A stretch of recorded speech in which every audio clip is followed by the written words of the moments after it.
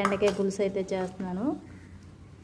ఇలా చేసి మీరు కూడా చూడండి, చాలా టేస్టీగా ఉంటుంది. రొయ్యలు అయితే వేస్తున్నాను కొద్దిగా. ఇలా పులుసు పెడితే బెండకాయ టమాటా వేసి సూపర్గా ఉంటుంది. ఇప్పుడే వేసాను పచ్చిమిర్చి, కొద్దిగా పసుపు, సాల్ట్, మసాలాలు, రొయ్యలు అయితే వేసి ఇంట్లో వేసానండి.